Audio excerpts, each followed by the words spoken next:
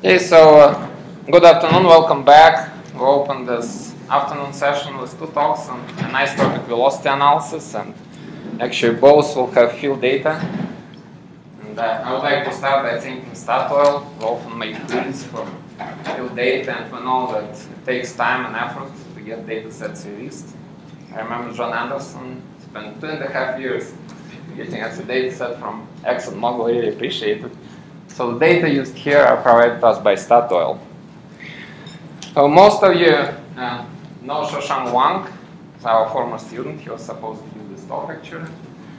So we did this case study right before Shoshank's graduation last year. And Shoshank has been with Shell since last August. And he couldn't come to the meeting because he's still in training. So which makes me question whether he did enough job preparing our students. So that was kind of pressed into duty here. So the algorithm we'll be talking about here is not just reflection tomography, it's joint tomography of P-wave reflection and borehole data.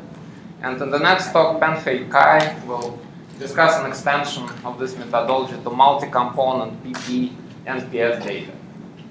So when we initiated this project, which was quite a while, probably 4+ years ago, sometimes we had to sort of justify using tilted transverse isotropic models rather than the more common transverse isotropic with the vertical symmetry axis, TTI. But now things have changed. TTI tomography has become almost standard in the industry, and actually TTI is now being displaced in the processing of wide azimuth data by the more general orthorhombic model, which I think is a great development. But I think this case study still kind of provides some useful lessons for us because we're still struggling with trying to solve sort of the inherent ambiguity of anisotropic inversion, even for TI models, and more so for orthorhombic media. So the algorithm here is two-dimensional. So we assume that the vertical incidence plane is a plane of symmetry, so the symmetry axis is confined to the incidence plane. This technique will work. It's perfectly applicable to vertical symmetry planes of tilted orthorhombic media, but obviously it can be used outside symmetry planes. And to also make the common assumption that the symmetry axes are common to interfaces, to reflectors. Usually it works pretty well for deeping shales, but actually for the model shown here, it might break down near the salt, where the symmetry axis is often rotated by stress-induced anisotropy. Still, it's difficult for us to constrain the orientation of the symmetry axis away from the well, so stick with this assumption. So let me briefly describe the method Shoshank talked about it last year. So we parameterize the model, which probably can be called conventional way these days. VP0 is the P-wave symmetry direction velocity, epsilon and delta are Thomson's coefficients defined with respect to the symmetry axis, and nu is the tilt of the symmetry axis, although as I mentioned, do not invert for it. And if we set the symmetry axis orthogonal to reflectors, then for some relatively simple TTI models, actually we might be able to extract the symmetry direction velocity VP0 and reconstruct the depth scale of the section just from P-wave reflection data. And that's something that cannot be done for VTI media. So in a sense, this model is more favorable for an isotropic parameter estimation. So this is P-wave NMO velocity in a homogeneous TTI layer. It's expressed as a function of P, which is the horizontal slowness of the zeros of array parameter. And P can be estimated from our surface data, from time slopes on our zeros and sections. So if we have a measurement of P NMO of 0, NMO velocity for horizontal events, or we can imagine having a bending interface, then for just from P-wave NMO velocity, we can estimate VP0, and that gives us also an estimate of delta, of Thomson's coefficient delta. If wide azimuth data are available, then both VP0 and delta can be obtained just from a single P-wave NMO ellipse from a deeping interface. Again, it's something that cannot be done for VTI media. And to constrain epsilon here, we need to use long offsets and apply non-hyperbolic move-out inversion. And this approach actually works not just for homogeneous TI media, but also for so-called factorized TI models in which epsilon and delta are spatially invariant, but VP0 is a function with spatial coordinates. But obviously, in the presence of kind of more general lateral heterogeneity, things are more complicated. And here the model is gridded. So VP0, epsilon, delta, and tilt are defined at each grid point. And after each iteration of tomography, we set the symmetry axes orthogonal to interfaces. This is done for all grid points in the vicinity of a certain interface. And then tilt is interpolated in side layers between interfaces. So for imaging here, we use Kirchhoff pre-stack depth migration. So it's an array-based algorithm. And as is usual in tomography, the goal is to iteratively flatten common image gathers after pre-stack depth migration. If VSP data are available, our objective function also includes the VSP travel time misfit. And an important component here of the objective function is structure guided regularization, smoothing, something that Dave discussed yesterday, oh, actually it was on Monday.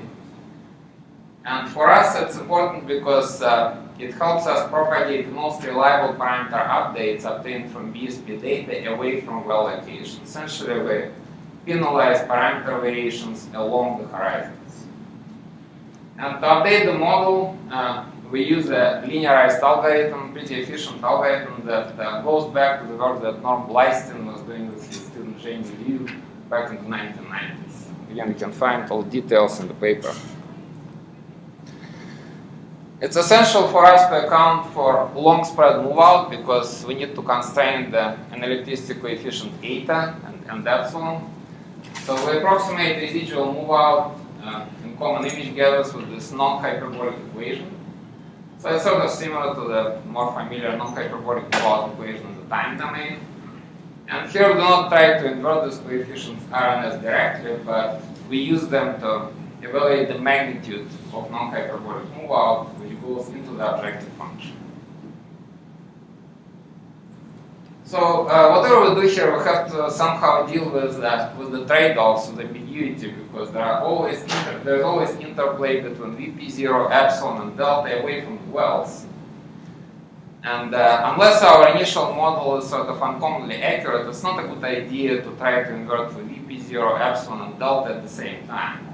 So what we do is, originally we update just velocity VP0 on the grid and keep epsilon and delta constant. That allows us to improve the velocity model, and then we divide the model into layers. And then epsilon and delta are updated, but they're kept spatially invariant inside each layer. And this basically amounts to what we call quasi-factorized assumption. The medium is not completely factorized because the symmetry axis varies with spatial position. But epsilon and delta in each layer are constant. And only at the last stage of the inversion, we update epsilon, VP0 epsilon and delta on the same grid. So essentially, the idea here is to sort of steer the inversion towards a geologically plausible solution for which spatial variations of epsilon and delta will be relatively mild. And this assumption usually works well for typical sedimentary sections. So before getting to the case study, let me briefly show you a synthetic example, because it kind of shows us what can be expected from this algorithm under favorable circumstances. This is the salt section of the synthetic TTI model generated by BP. And salt in the middle of the model creates some problems here, but the sedimentary section by itself is relatively simple, and the spatial variations in VP0, epsilon, and delta are relatively mild. This is just the velocity VP0, and epsilon and delta are more or less layer-based, although there are some lateral variations in all of them. And in addition to reflection data, here we have a locally VSP survey with a pretty wide range of offsets, about 10 kilometers, so it's marked on top of the model. And also in the well, which is to the left of the salt body, we have check shots. So this provides us with a lot of information we can use to constrain the velocity model. So here's our inversion result on the next slide.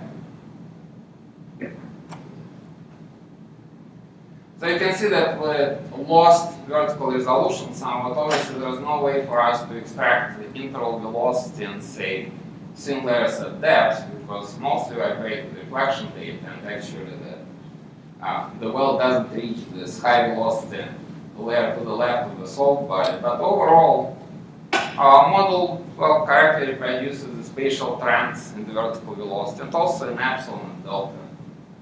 So now let's take a look at the image. So this is the image of the inverted model, and we can compare it to the image of the actual model. We'll go back and forth a couple of times. So far. So there are some problems in imaging the salt body, and that's mostly because we're using array-based algorithm using Kirchhoff migration. We have done a lot better with RTM. So it's not because our velocity model is inaccurate. But overall, most reflectors are pretty well focused. So the fact that our spatial resolution is not great doesn't seem to influence focusing that much. Although there are some depth shifts, if you look carefully, especially on the right, to the right of the salt. There are some depth shifts compared to the correct model, and it's inevitable because there is still some depth ambiguity, and the coverage of VSP rays is a lot more sparse to the right of the salt. So again, this kind of shows us what we can expect when we have sufficient well control, including walk-away VSP data. Okay, now let me show some field data. They come from Ollie Field. When Young already used this data set in his talk in the morning. So it's an oil field in the Tsvankin area in the North Sea, somewhere between Norway and the UK. And as I mentioned, data provided by Statoil, and this is actually a 3D ocean bottom seismic data set. And here we just kind of pulled one to the line and put only accurate data. There are two deviated wells near that line, and on the next slide we show the horizontal projection of the well trajectories. So the well heads are marked by the squares. And we had check shots on both wells, plus well markers, tops of several horizons, but unfortunately no walk-away VSP survey. So here in the inversion we used both check shot surveys, and we inverted simultaneously the residual move out, and we tried to simultaneously minimize residual move out in image gathers and misfits, travel time misfits for the check shot surveys. And to model check shot travel times, we actually did ray tracing in the trial TTI model. To build the initial model, we just used one of the wells, well 1, which is closer, its projection is closer to the line. You probably can't see it here, but there's a total of 8 layers, so we divided the section into 8 layers and found the interval velocities from check shots, and then we just extrapolated away from the well location along the horizons. So this is the initial model for VP0, and to get initial epsilon and delta, we did non-hyperbolic move-out inversion near well 1, followed by layer stripping, and that gave us the interval values of V and eta. And then we converted them into epsilon and delta, and also interpolated them along the horizons. So these are epsilon and delta field. Again, there are supposed to be 8 layers in each model, and though you may not see them well now because of the color scale.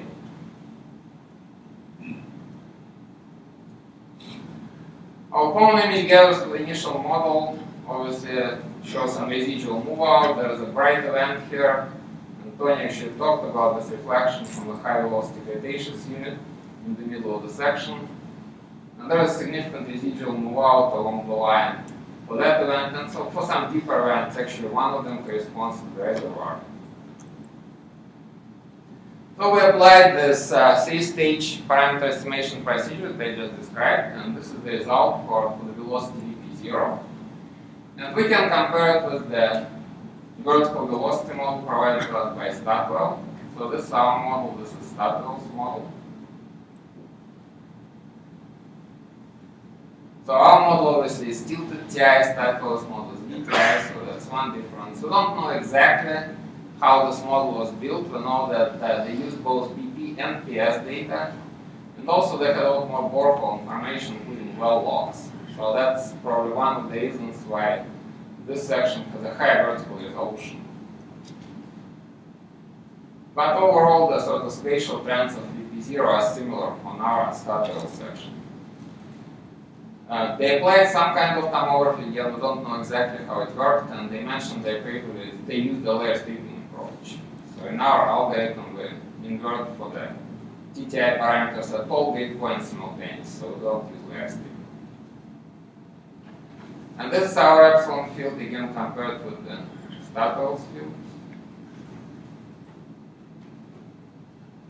So our values of epsilon are somewhat smaller. Again, the sections are similar. There's the same color scale of both models. They also have some spatial variations in epsilon, this red layer in the middle that we couldn't identify in our data. And that might be an artifact of layer stripping. Again, we don't have complete details of how they obtained an isotopic coefficient. And finally, delta. So this is our delta, and Statoil's delta. Here we had to use a different color scale because our deltas were much smaller, so I wanted to show the spatial variations in delta, especially in the shallow part of the section where we have anomaly in the middle, so I wouldn't be able to do it using the same color scale. So overall, there's a lot of similarity between our results and Statoil, but there are also significant discrepancies. So now let's take a look at the image. So first, common image gatherers. So common image gatherers were flattened along with, well, also try to minimize the misfit for check-shot travel times. And these are common image gatherers for the inverted model, the initial model. There's quite a bit of improvement, especially this major event reflection from the Cretaceous unit. Now it's almost flat. There is still some residual move out for deeper events, and some of them are possibly internal multiples undercorrected by Statoil. Data came to us pre-processed by Statoil, or maybe out-of-plane events because this is the algorithm. So maybe in the future we'll be able to use internal multiples to improve our image. So this is the image with the inverted model. Most events here are well focused, and we can compare the main horizons with well markers.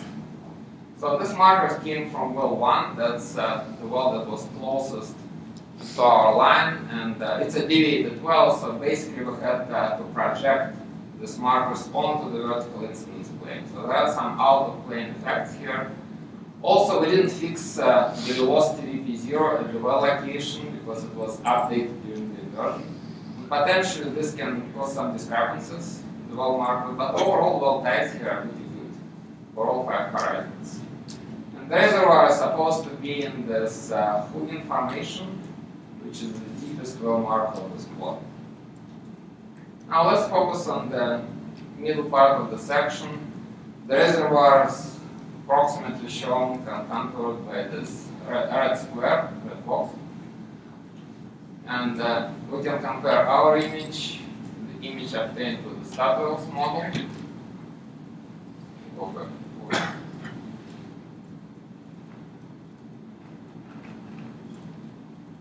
So there are several improvements here. The reflector beneath the reservoir looks more continuous, it's better focused. And then this top 2 red arrows, they point to reflectors inside this high velocity Cretaceous unit. They are focused pretty well on our image, but you can hardly see them on Statoil's image. And it's difficult, well, we can only speculate about the reasons for improvement. One is pretty obvious. Here our model is tilted TI, Statoil's model is VTI.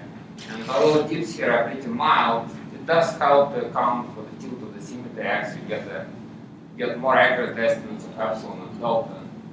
Also, we didn't use layer stripping, and it seems that this VTI model has some artifacts due to this layer stripping procedure. And finally, I think our sort of multi-stage inversion model updating algorithm helped stabilize estimation of epsilon and delta. So let me summarize the talk. So this was, I think, a successful test of this joint tomography of P-wave reflection and borehole data, although the extent of borehole information was pretty limited. We would prefer to have local AVSBs if possible. Structure guided regularization was very helpful. It allowed us to propagate the most reliable parameter updates away from well locations. And here, obviously, in this type of inversion, we can use all help we can get because there are trade-offs between the isotopic coefficients. So we also implemented this multi-stage parameter estimation procedure. Essentially, we sort of gradually relax the constraints on the spatial variation of epsilon and delta. And this avoids large updates in epsilon and delta at the initial stages of inversion when the velocity field is still negative. So it stabilizes the inversion procedure. Our images for Wally field are improved compared to the existing TTI model, despite the fact that our sections VP0 epsilon and delta have a lower spatial resolution. So what seems to be more important here is the fact that we're able to reproduce the spatial variations of the anisotropic parameters, I think, with higher accuracy. There is still some depth uncertainty in our images, but key horizons do tie the well markers on one of the wells near the line. And in terms of extensions, so unfortunately it's too late for Shoshank, but the algorithm can be extended to 3D white azimuth data. And probably in most cases we'll find our model, if we do have good azimuthal coverage, to be orthorhombic rather than tilted TI. And we have developed several methods for velocity analysis and structurally simple orthorhombic models. For example, stacking velocity tomography, so we can do inversion of NMO ellipses, so P and S waves for the intro parameters of layered orthorhombic media. Also, Shoshank worked on non-hyperbolic move-out inversion of white azimuth P-wave data. So this methods can be used at least to build the initial model when subsurface is more structurally complicated. And let me finish with acknowledgments. And special thanks here to Marianne Pierce, who not only helped us with the case study, but she gave us very useful feedback on the algorithm channel. Thank you.